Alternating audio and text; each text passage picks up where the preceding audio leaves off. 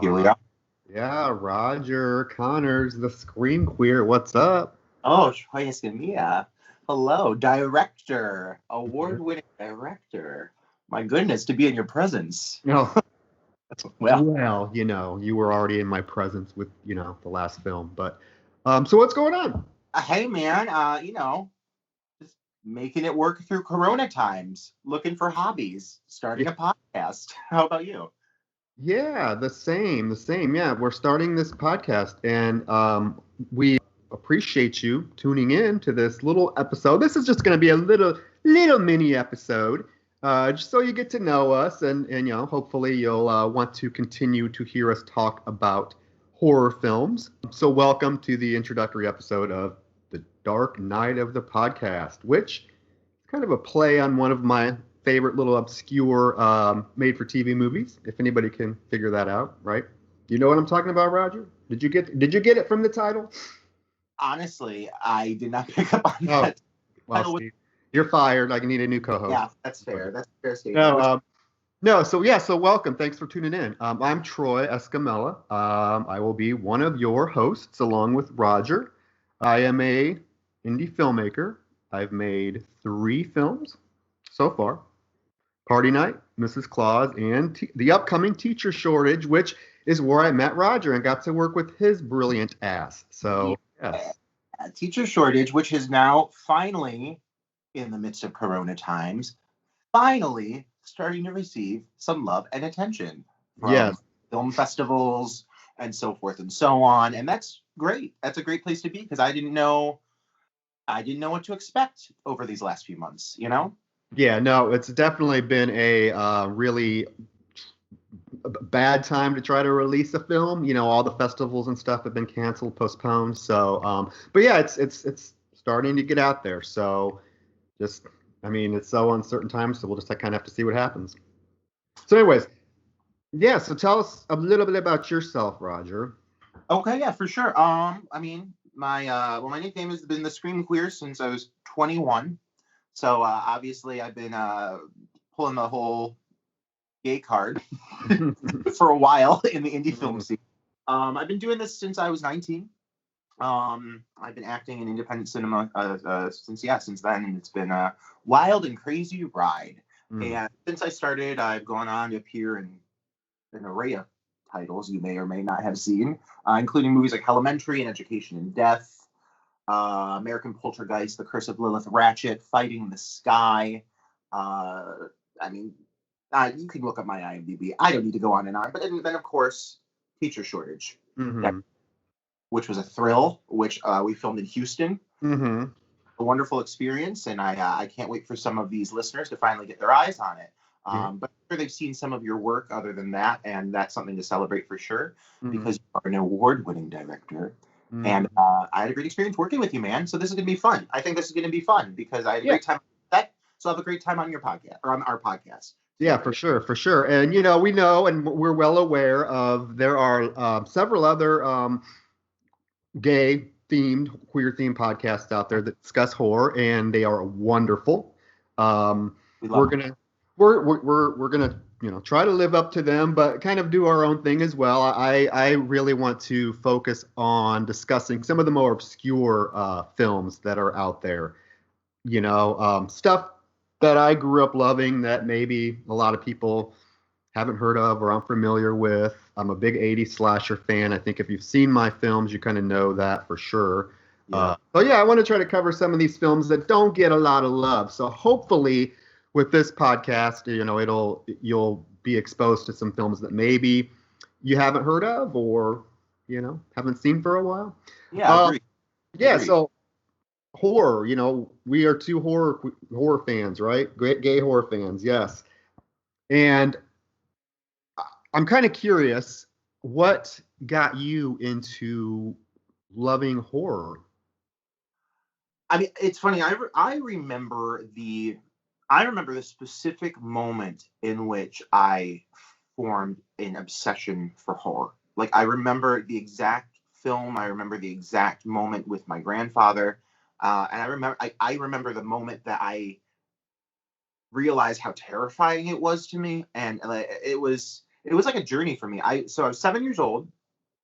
My grandfather, I lived with my grandparents, and my mother and I lived with my grandparents. My mother was ill, so we lived with my grandma and my grandfather. And my grandfather had this like bin of old VHS movies, and they were like, they like even had a specific scent to them. Like it was really specific. All of these things still stick out in my head. Mm-hmm. I remember like always opening the box, and the first movie on the top of the pile was Night of the Living Dead, was George Romero's Living Dead, which has gone on to influence me for years. Mm-hmm. But at that time, I was 6, 7 years old, and I was so obsessed with this box. It was the old black and white box that had a few of the zombies just like shambling, and it just like scared the shit out of me. Even the case did. So finally, at 7, I convinced my grandpa to allow me to watch it with him. And like the movie starts off, for a 7-year-old, it starts off scary, but it starts off very much like kind of like that B horror feel, Yeah.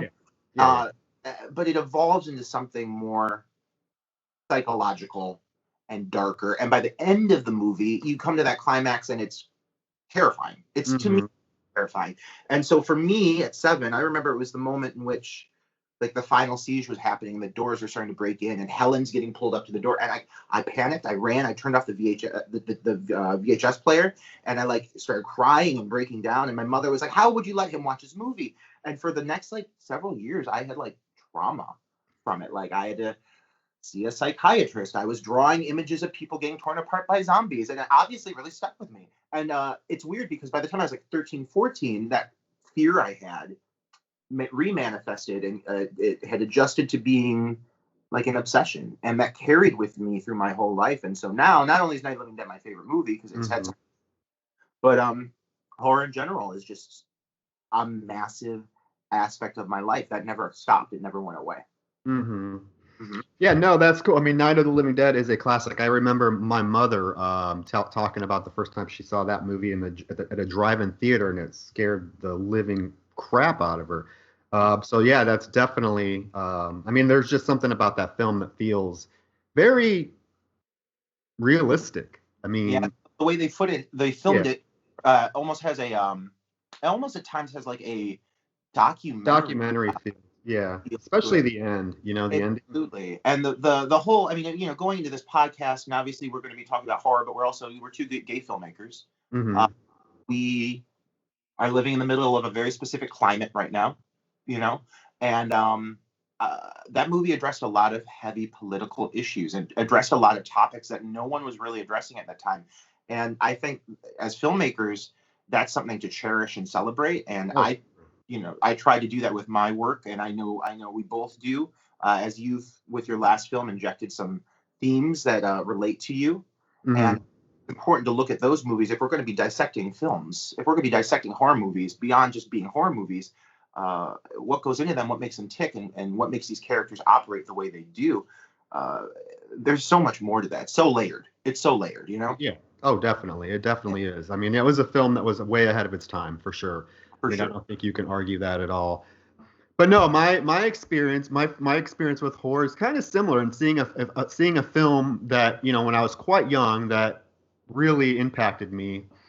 It was my mom and dad and took me and my brother, and I was so it came out in 83, so I was about 4 or 5, and they took me to see Poltergeist.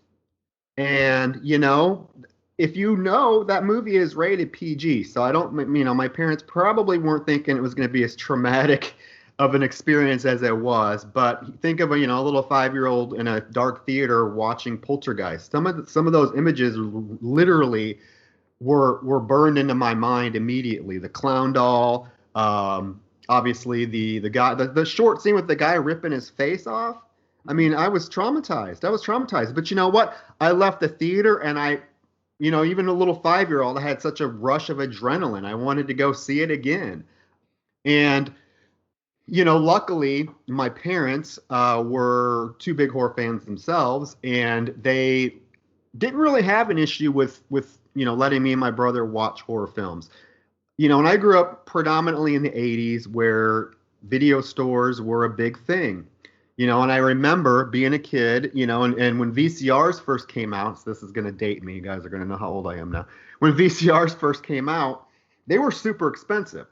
So what most people did is, and I don't know if you remember this, Roger. Now, what most people did is they would go to their little mom and pop video store, their block, and rent a VCR player because they were expensive. Yeah. So you would literally go rent one. And I just remember going to the video store, getting the VCR, and then my mom would let me go pick out a movie to watch. Every time I went with her, I got to pick out a movie. And my little ass went straight over to the horror section, and I would stare at all the VHS box art, and that's how I would pick my movie that I wanted to watch. Would be based on the VHS cover arts, and I just remember some of them so vividly. Slaughter High, Bloodstalkers, Motel Hell, these Sleepaway Camp, these box arts that just intrigued me as a kid. So yeah, and I mean that's kind of how it started with Poltergeist, and then that led to just me wanting to watch more horror. I remember watching Children of the Corn and crying. I was so scared at that opening scene where all the kids kill everybody in the restaurant. I was crying. Yeah. But it's terrifying. It's just one of those. I think horror gives you, just that adrenaline rush that maybe a lot of the other genres don't get. And I understand, there's a lot of people that don't like horror, don't see the value in horror or specific genres of horror. Kind of get shit on sometimes. But for me, it's a genre that is so ingrained into who I am and how I approach things.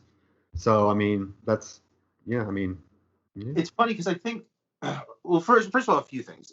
First, you mentioned the term adrenaline, and that's just a great word to inject here to kick this off. I think the reason I kept coming back to horror as a kid, and to this day come back to it, is because when it's done right, Mm-hmm.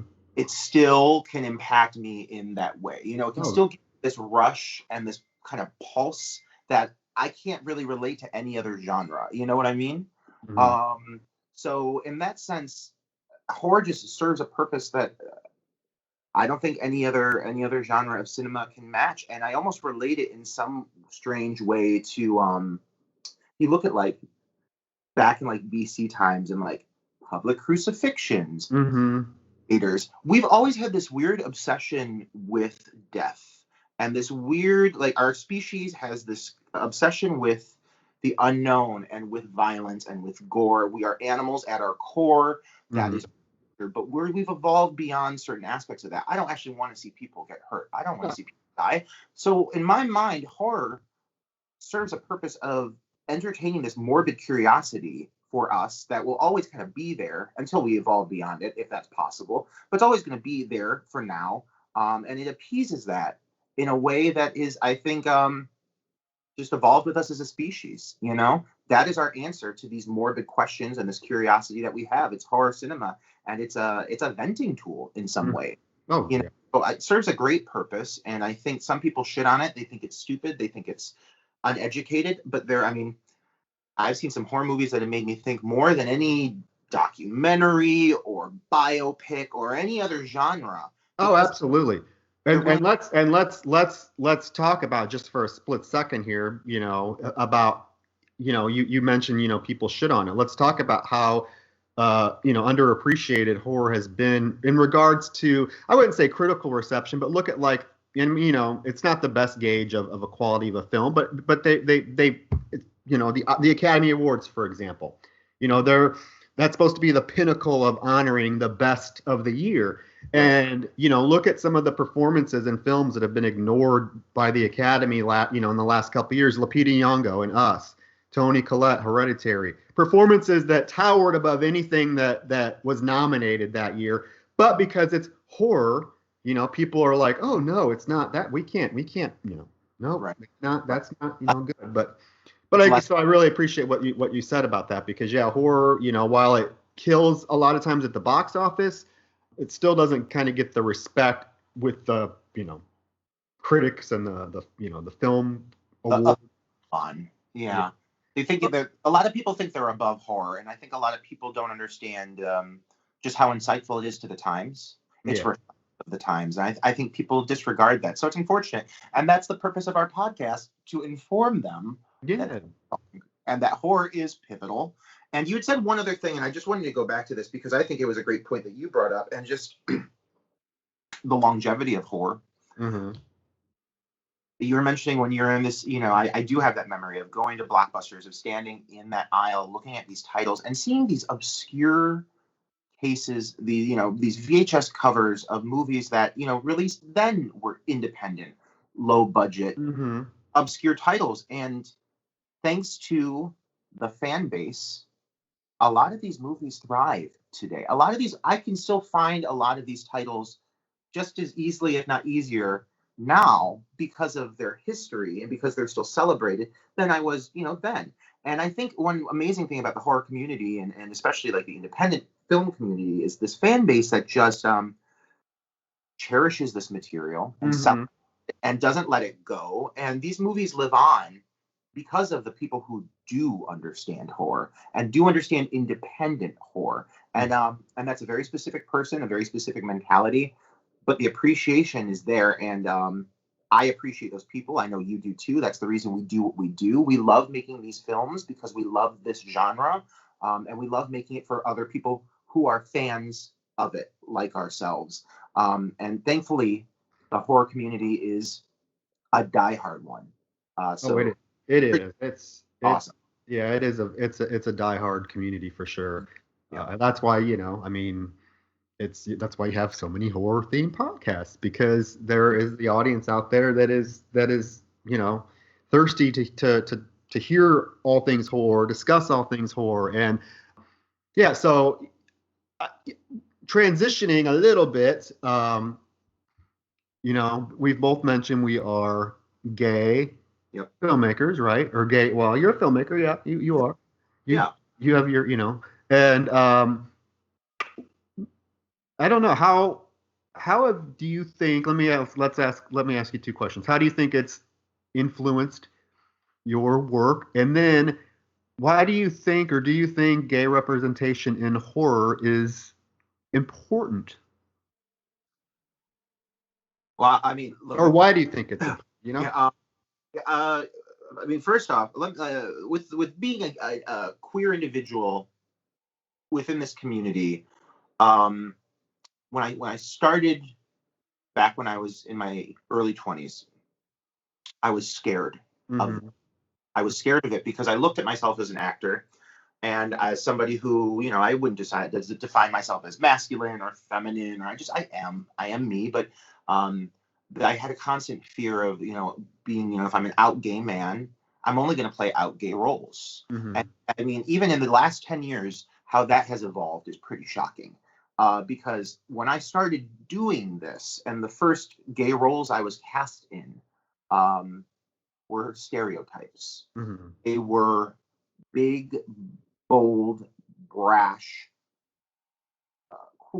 gay men who kind of just filled that slot and had the same kind of traits as the last one and the one before him, and that was fine and dandy because it was introducing an audience to a kind of character that was still kind of fresh. I mean, we're talking like 2009, 2010. Mm-hmm. There's been a lot of evolution in the last 10 years.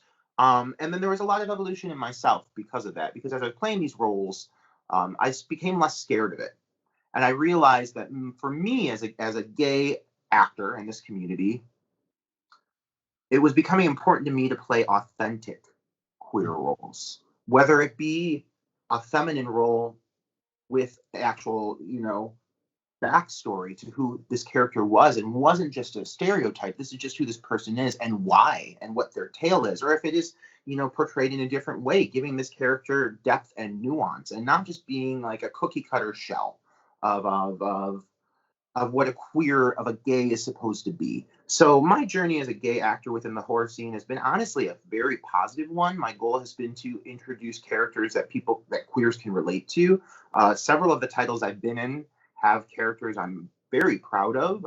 Chill the Killing Games, which is still one of my earlier movies, but right off the bat, they decided that they wanted the lead character to be bisexual, and they didn't want it to be a story arc. They just wanted that to be who he was. He was a softer, queer man, and that is very much who he is, but it didn't need to be explored. It's just who the character was. And there's like one or two soft lines about it, but it's not like a major plot point. They just let him be queer.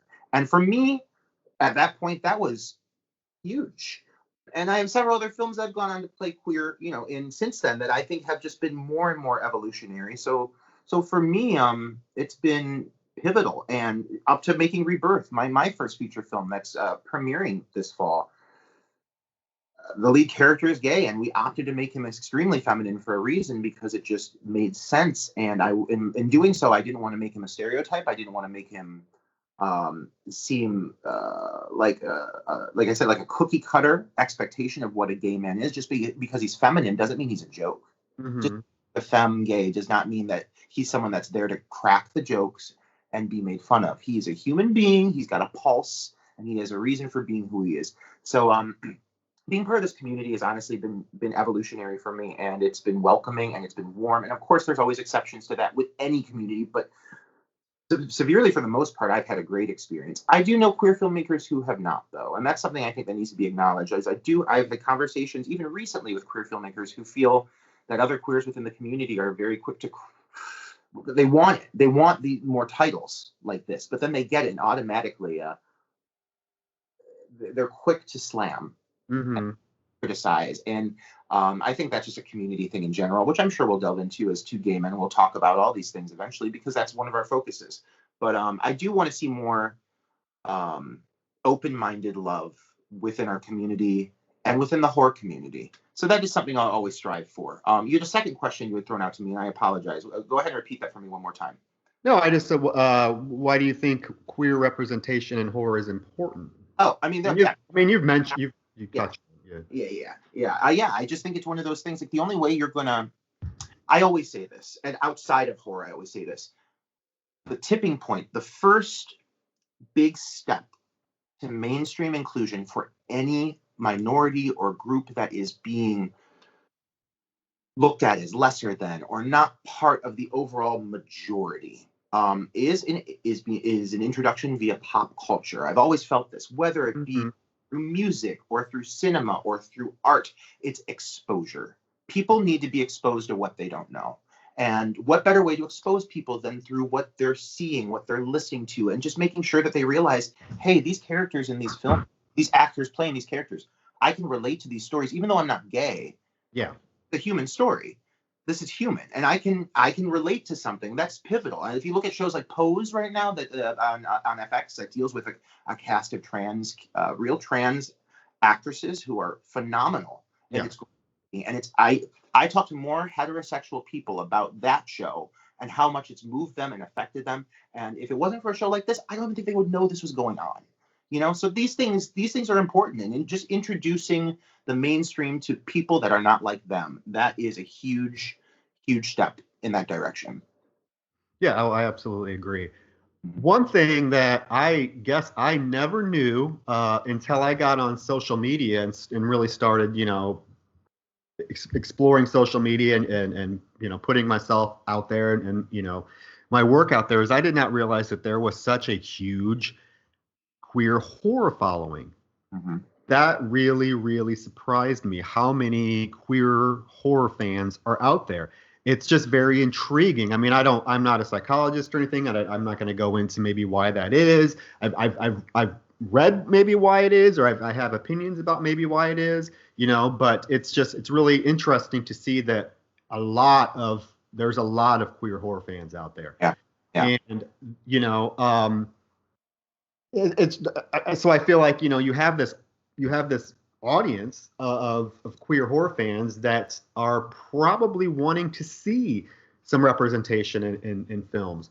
And we've done, there are a handful of queer themed horror films out there. Not a lot, but there are. There's a couple out there right now that are kind of making the festival runs. Death Drop Gorgeous is one of them that I had the pleasure of seeing. That's a lot of fun. Killer Unicorn is another one that came out. So people are out there making them, and I feel like the audience is there. You have this niche audience, and but moreover, what you said as well is seeing, people seeing gay characters in films obviously are going to make them more accepting, more comfortable with that whole thing. If they're not really familiar with gay people or don't have, that exposure. and that's kind of like with teacher shortage, kind of what I tried to do was create characters. They're teacher shortage. I don't want to spoil it, but teacher shortage has some queer characters, and I did not want to make them stereotypes. I did not want to make that like a whole focus of the film or who they are. They just are. And I hope that people would be able to relate to them, even though it becomes, a pretty important plot point in the film. I don't think it's like, exploitative or like anything like that. It's just very what it is. Right. I agree on that. And I do have to say, I didn't even know we were going to touch on that. So I didn't, mention the title earlier when I was kind of rattling a few off. But when I describe teacher shortage to people in interviews and so forth, I describe it as a mainstream horror film or storyline, a mainstream film with queer elements. I don't say it's not a queer film. No. It's just a film that happens to have some queer characters who happen to be going on life journeys. And to me, I mean, that's where things should be across the board with everybody of different colors, of different preferences, transgender individuals, however you identify. I don't care. I shouldn't worry about the idea of contemplating casting a trans person in a cis role. If that trans person brings something in that character that is a human element, I want to see them in that role. And I like seeing that a film like Teacher Shortage, and again, we won't go in depth about what happens, but there's a storyline there that's just very human. Something that could happen to anybody.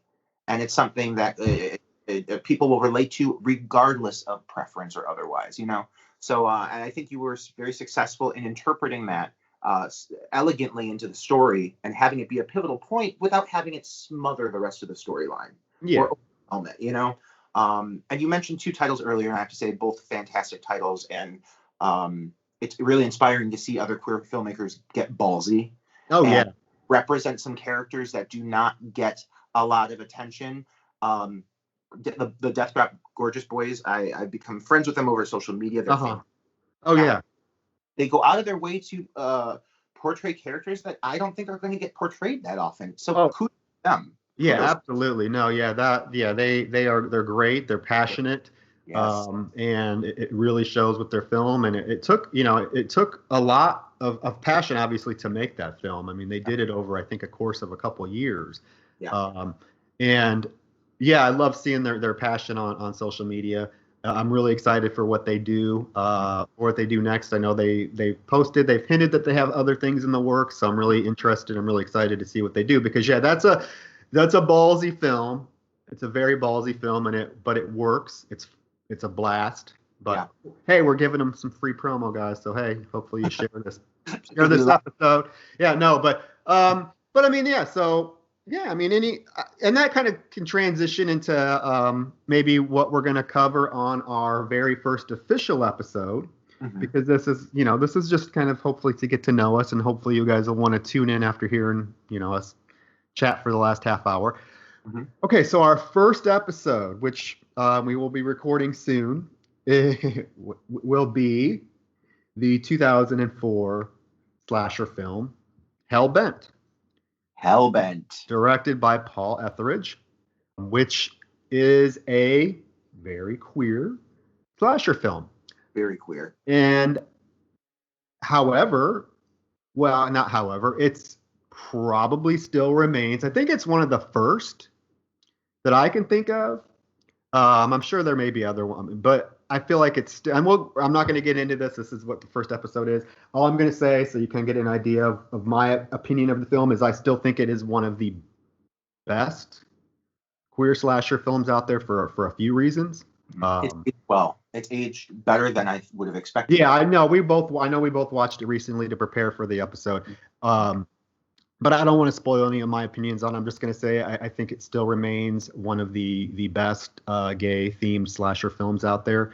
And I'm really excited to talk about my opinions on it and why I think that way. And you can agree or disagree. But, I mean, I really do think that it's should be, required viewing for everybody that's a slasher fan, because it has so many wonderful elements to it. And what they did on such a low budget is pretty impressive. It's inspiring. Yeah, it's why we do this too, I think. Yeah. I do want to say, I think it's one of those titles that on this genre of podcast, queer horror, you're going to see it covered pretty regularly just for the reasons you're stating. But I think it's one of those movies that still gets overlooked by this kind of younger generation, just because it came out a little bit before like the big gay wave hit. Yeah. Well, and honestly, I picked it for the first episode because I hadn't really seen another podcast cover it. But then I told you right after I messaged you and I said, hey, Roger, our first episode, we're going to do Hell Bent. Like a day later, I'm like, crap, the Horror Queer podcast just released an episode on. But, I think I haven't listened. I love the Horror Queer podcast. It's Trace and Joe. I love that podcast to death. I have not listened to that episode on purpose because I don't want it to influence what we talk about with the film. Right. So I know they covered it with Killer Unicorn, so that'll be kind of interesting to listen to. It makes sense to me why it would be for a podcast of this genre. It is the right introduction to the kind of cinema that I think I would be wanting to explore and brand. But it really is. It is a formative title for what we're looking into. It really does deserve the kudos of, no matter what your opinion is of it, the fact it kicked the door open. It kicked the door open for allowing gay characters to have stories in this genre, at least as a mainstream storyline, as the focal storyline of the film. It did some things that was just pretty groundbreaking. So it should be acknowledged. And I'm happy we're covering it, and I'm excited to discuss it with you, because I think we're going to see pretty eye to eye, and I think there's some aspects in this film that are just, for the better or worse, are just so fucking entertaining. I can't wait to talk about it. It's going to be fun. This whole thing's going to be fun. Yeah. Yes. No, it is. So we hope that you will continue tuning in, and we, like I said, our goal is to pick some titles that don't get covered a lot. I think, and I can guarantee you, I mean, I've looked, and maybe I'm wrong, but the title, and I'm not going to tell you what it is. Roger, you know what it is. I think I've told you the film I want to do for our second episode. You remember? You remember what it is, right? I told you. I'm gonna act like I do, but I'm just okay. God damn it! Oh, I'm sorry. I'm flustered. I know, but I know that one has never been. I have not seen it covered, and it has the gay character in it, and it's never been covered. So I'm excited to cover that one. I'll give you a hint: Margot Kidder. Oh, on it. Perfect. No, no, I remember. Listen, I've been so focused on Hellbent that I'm not even on. Listen, we're not even at episode technically 1 yet. I know.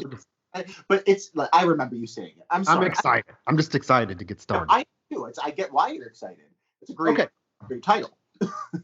So Hellbent. That'll be our first episode. We will be recording it soon after Roger gets back from his little vacay. Yeah, I'm going to San Francisco. What better time to go to San Francisco? Oh, I was going to say, why the hell are you going to San Francisco when they just closed the state down?